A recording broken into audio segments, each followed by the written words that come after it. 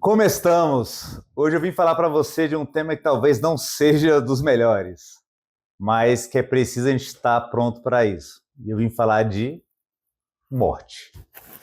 E falar de morte é falar de um tema difícil para algumas pessoas, mas na minha família, eu sempre sou chamado, um dia que alguém morre, eu sou chamado para fazer todos aqueles trâmites, né?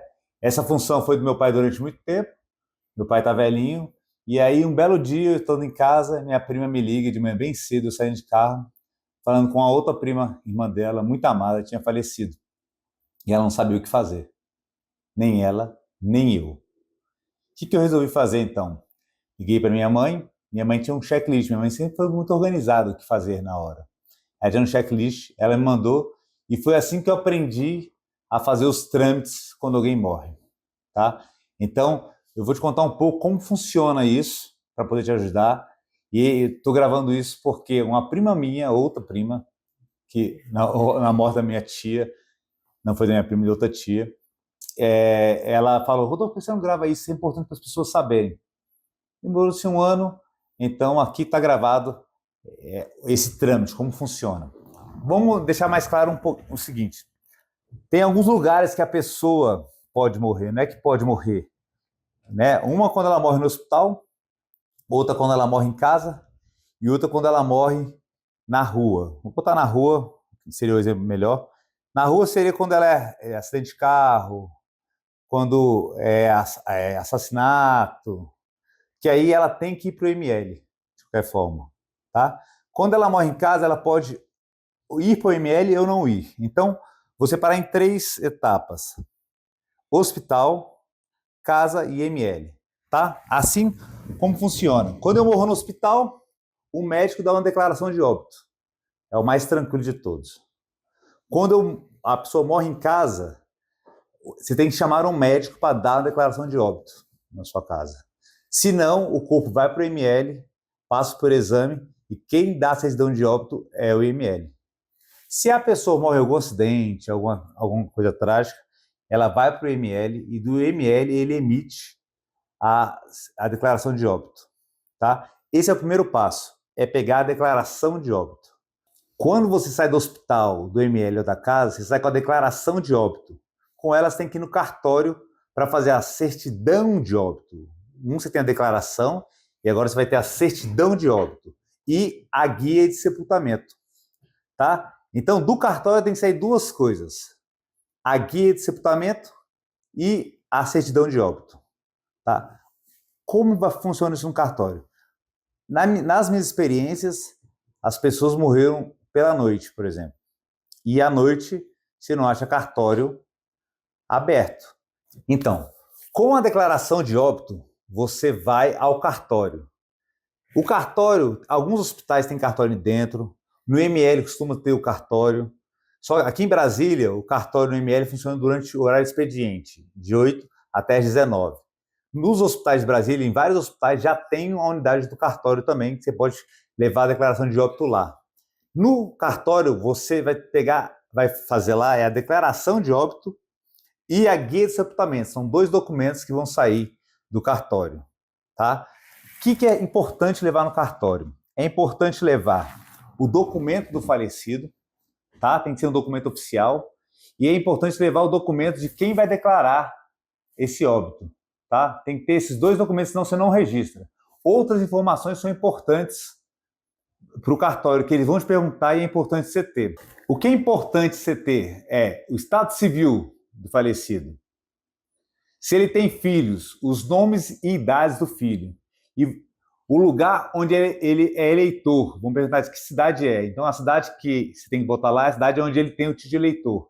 Exemplo, se ele vota em Brasília, ele vai votar em Brasília. Por mais que ele seja nascido no Piauí ou no Maranhão, tá? Se ele mora em Brasília e o título de eleitor dele está em Brasília, a cidade que vai estar na certidão é Brasília. Outra coisa importante também é que eles vão perguntar se o herdeiro tem bens ou não tem. De qualquer forma, você põe, eu ponho sempre que tem, porque isso vai ser visto lá no inventário, tá? Então, não se preocupa com quais bens, que não tem que declarar quais bens.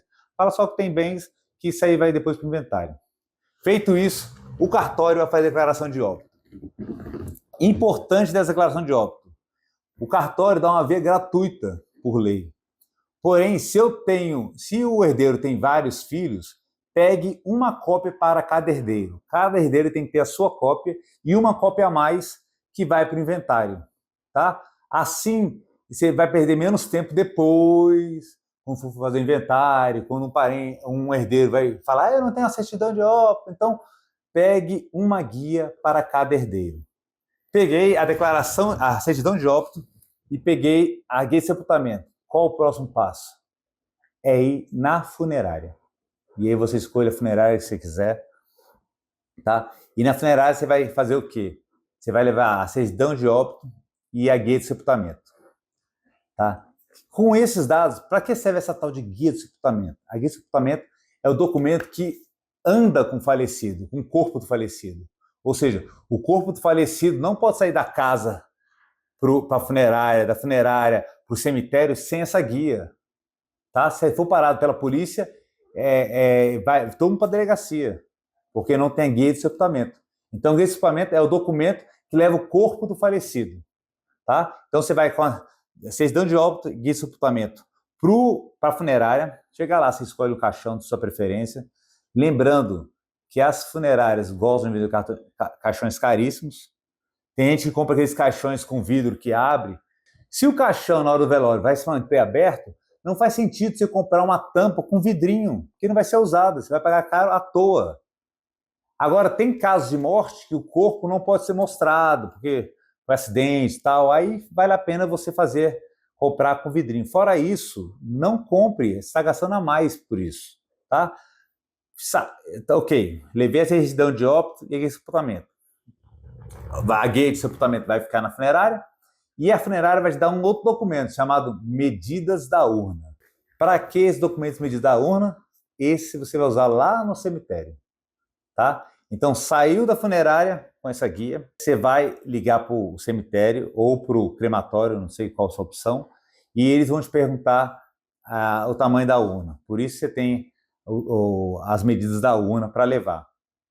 Lembrando que se morreu no hospital, tem que ter algum parente na hora de liberar o corpo do hospital.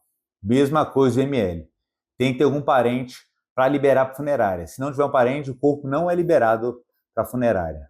Na casa não é preciso, porque na casa vocês vão estar em casa, então não é preciso. Mas no ML, no hospital, tem que ter um parente para liberar o corpo para a funerária. Fui para o cemitério, resolvi lá a questão da urna. Vou enterrar, quanto que é, todo aquele trâmite. Lembrando, se você já tem uma urna no cemitério, onde seu ente querido vai ser enterrado, para liberar esse enterro, tem que ser o dono da urna para ir lá assinar. Não adianta, exemplo, a urna que a gente tem está em nome da minha avó. Que agora está em nome da minha mãe, que minha avó já faleceu, está em nome da minha mãe. Então, para alguém ser enterrado na mesma urna, a minha mãe tem que ir lá liberar. Eu não posso chegar lá e liberar a urna, eles não liberam. Outra coisa importante é que verifique se na urna tem alguém falecido há mais de 3 anos. Se tiver, é muito importante fazer a exumação do corpo. O que é exumação? É pegar os restos mortais, botar numa caixinha e botar lá no cantinho do caixão. Por que disso? Na urna que a gente tem, cabe três caixões.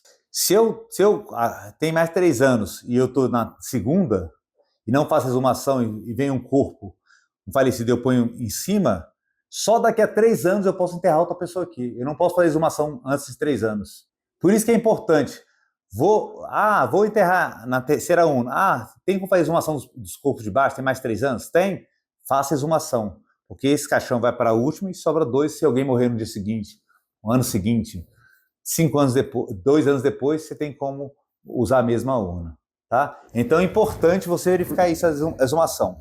Para a exumação, não precisa ter o dono da urna, mas tem que ter alguém responsável em acompanhar a exumação. É importante falar o seguinte, sobre os custos. Se o falecido for servidor público ou trabalha algumas empresas têm auxílio funerário, tudo. Mas se ele for servidor público, provavelmente ele tem auxílio funerário. E aí, cada órgão tem o seu estilo, mas costuma ser um soldo ou um salário dele que vai para os herdeiros. Então, se você fez na funerária, pediu a nota fiscal em nome de um herdeiro, ele vai ter direito a um salário, uma remuneração do falecido. Se for um terceiro que fez, esses órgãos públicos costumam pagar só o valor da nota fiscal. Vou dar um exemplo aqui. Fui na funerária e gastei R$ 2.500, tá? Que vai de R$ 1.400 a R$ 2.500 aqui em Brasília. Gastei R$ 2.500. Se eu não sou parente do herdeiro, se a nota fiscal sair em meu nome, o órgão público vai pagar só esse valor. Se fosse o herdeiro, em vários órgãos públicos, ele paga um salário do funcionário, que costuma ser, às vezes, maior do que apenas os R$ 2.500. Tá? Ficou claro? Se ficou com dúvida, manda mensagem aqui. Eu vou deixar um checklist aqui embaixo com todas as informações, tá? E é importante que você adeque ele à sua cidade, porque Brasília tem suas especificidades, tem cidade que tem cartório no ML 24 horas, tem cidade que não tem. Então, adeque ele e deixe que 1, 2, 3 pessoas da família, porque se algum dia alguém precisar, vai estar lá, tá bom? Um abraço, obrigado e até a próxima.